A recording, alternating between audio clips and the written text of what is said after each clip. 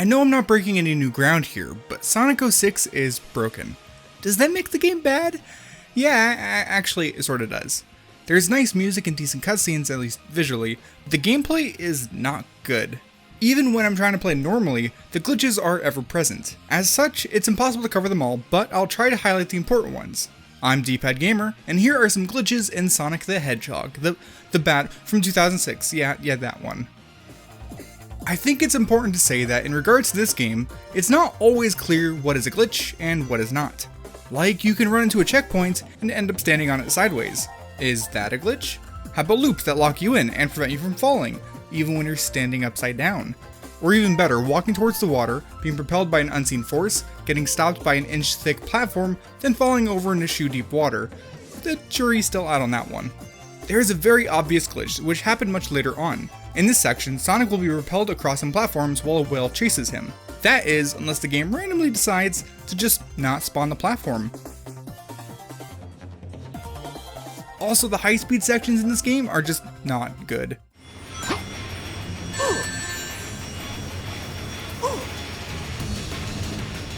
Unfortunately, the main hub, Soliana, is not much better. It's empty, uninspired, and just lags a bunch. I guess previous generation consoles are bound to lag when they have to process high-quality NPCs like this one. Also, let's not forget the incredible voice acting from the supporting cast.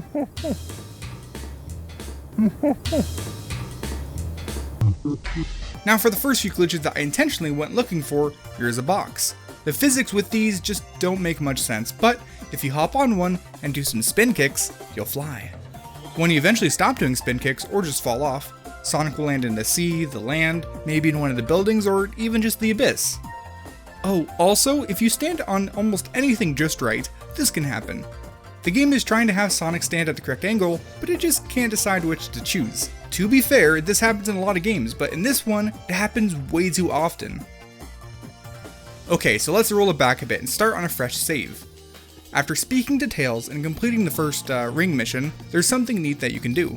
Over here, jump onto this building. There's an invisible wall that surrounds this roof, so you want to slip past that by spin dashing on the left side. Here, from a standing position, perform another spin dash to get past the secondary invisible barrier. Once you do, make sure you fall onto the bridge and you'll be in the clear. The point of all of this is to allow Sonic into the restricted section of Soliana, because this allows you to enter Soliana Forest early. Unfortunately, there's a door in the way. Luckily, Sonic can get past this with a homing attack against the wall. Unfortunately again, there's a second door in our way. And luckily again, this can be bypassed with a nice spin dash against the left or right corner. Once that's done, congratulations, you've now reached Soliana Forest early, or Purgatory, not sure which. What you see here is not normal. By getting here early, Sonic has been plopped into what I believe is a beta version of the level, where I guess they were testing out some signs. That's cool and all, but I think we should take this as a sign to leave. However, if you try leaving, you'll find that the loading zone just doesn't exist. You can do this though, so that's neat.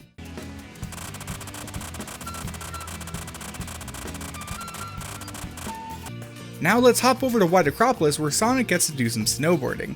Everyone likes that part from Sonic Adventure, so why not recreate it and make it worse? The controls are pretty bad, and the physics involved is lacking, I guess? At least the Sonic ran into something animation looks pretty fun. Just be careful not to get stuck.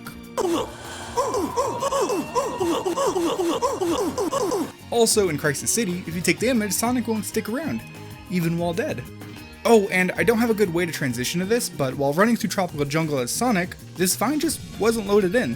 For context, this is what it should look like. In Shadow Story, you can also play as other related characters, like Rouge the Bat. She's good at gliding and climbing, both of which can be very glitchy. If you climb too close to a ceiling, the camera just won't have any of it. Also, Rouge is capable of performing an incredible super jump. All you need to do is let go of the glide button a frame before landing. The height of the super jump is dependent on the distance from where you start the glide to where you end it. That means that if you start at the top of this wall and end on the platform, this happens.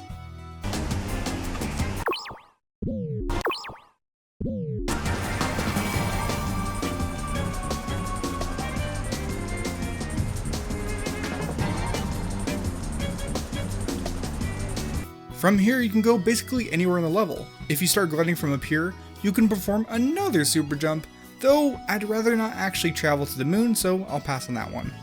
The other glider in this game, Knuckles, may or may not be able to reach similar heights. Though, like the Game Grumps famously showed, he is great at other things. You have to like do.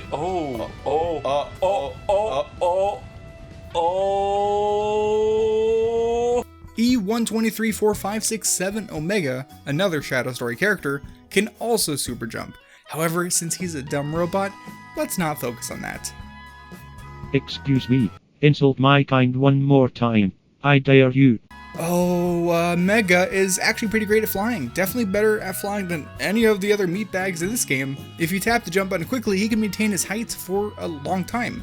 And if you hover Omega to the start of the Sonic section, you can actually walk all the way up, and from here, hover against the invisible barrier, and Omega will be able to reach incredible new heights. That's great, right? Is he gone? I think it's safe. Switching back to the blue blur, Sonic can also fly. This requires the purple scale gem, which for some reason makes him tiny and allows him to jump infinitely. The infinite jumps may or may not be intended, but regardless, it allows him to break basically any level. The purple gem is also great at breaking the camera. When used, the scale gem shrinks Sonic down and the camera zooms in. If you repeatedly tap the R1 button, the camera will try zooming in, then zoom back out. If you're moving while doing this, it'll lag behind. I guess even the camera doesn't want to participate in this game. Sonic's Sky Gem is arguably even more useful than infinite jumping. When used, you go into first person view, then toss a gem. When it finally hits a solid surface, Sonic will be propelled to that location. If used up against a nearby wall, you can obtain some serious air. If used like this, it can propel Sonic through most any door. This is great, but sometimes Sonic can just run through a door. The Sky Gem also allows Sonic to defeat the Egg Wyvern in just 50 seconds. After dropping into the battle, wait until the Egg Wyvern goes to charge Sonic. When it does, jump and toss the Sky Gem to the side just before grabbing onto the antenna. If timed properly, this will return Sonic to the platform, which happens to cause the Wyvern to fly off into the great unknown.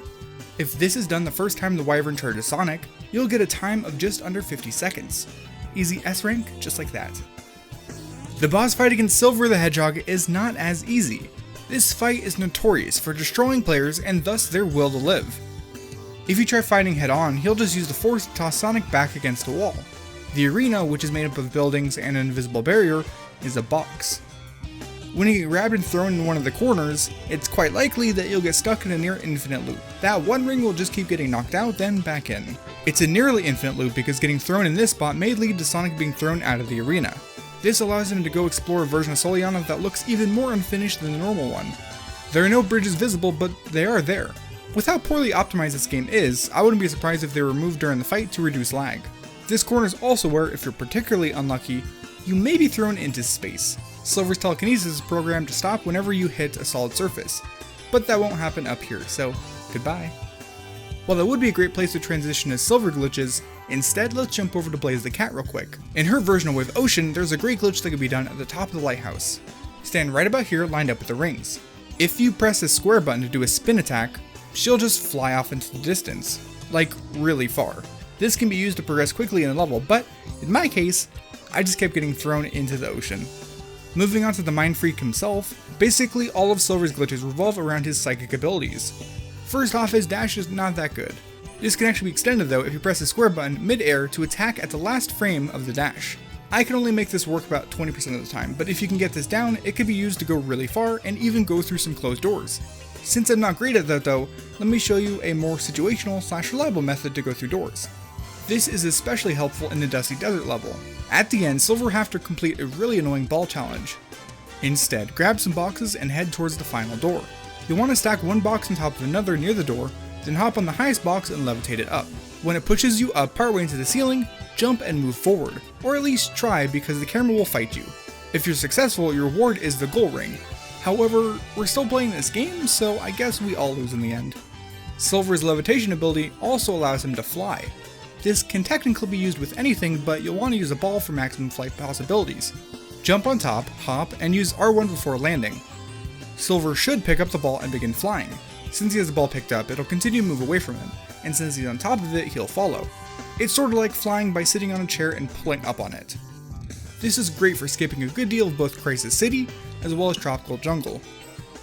If you have not obtained the Shock Bracelet yet, Silver can pretty easily skip across any body of water. Just jump and hold square. Yeah, that's it. If you already have the Shock Bracelet, you'll need to press square before touching the water, every time. Still, this is very handy. Something I've not yet mentioned is that in this game, you can have a friendly character following you. It's not a matter of if they'll drown, it's when. There's a rare chance though that after jumping into the ocean, the character might reappear beside you, but they're dead. This is pretty spooky, but it's okay. If you move far enough away, they'll be resurrected without any knowledge of the horrors that just transpired. I have left the best glitch for last because the final glitch we will be looking at is a doozy. The Mission Select glitch allows you to skip a large chunk of the game for both Sonic and Silver stories. This can be done with any character and with a variety of methods, but let's stick with Silver. What you'll need is to jump into the void while having a person's yes/no dialog box open. This can easily be done by hovering in front of this man, then pressing square to start talking to him, and progressing forward to his question before the game fades out. When you respawn, you'll find that the dialog box will remain on screen. This, if accepted, will start a mission. One challenge here though is that in this situation, you'll have to hold square the whole time from first speaking to the man. Move over to this guy in front of the Soliana Forest doorway and talk to him. Again, this is difficult because you need to press the square button while still holding the square button. This can be circumvented by letting go of the square button, and then right after, possibly a frame, pressing the start button. Press and hold the square button to exit the pause menu, and if you did it right, Silver will begin talking to the man. Now move through the dialogue with the circle button until you enter the story mission. When you finally get into the story mission, accept the dialog box to be taken to the town mission, then quit out of the town mission to return to the void. After falling for a bit, you'll be loaded into the credits, but I wasn't. I don't know why, but this just does not work for me. This might be because I'm playing on the PS3 version, but I couldn't find any solid word for if it works on both versions or just the 360 version. Unless there's something I'm doing wrong, which is possible, you might want to stick with the 360 version for this. If you would like to see what this glitch looks like when someone does it successfully, why not check out DarkspinesSonic's AGDQ run from a couple years ago where he used a bunch of glitches to beat both Sonic and Silver stories in just 30 minutes. Like his name suggests, he has a bunch of quality Sonic videos over on his channel, so be sure to check that out if you're interested. Well, I think I've suffered enough with this game for a lifetime, so let's end it here. Thanks for watching, I'll see you next time.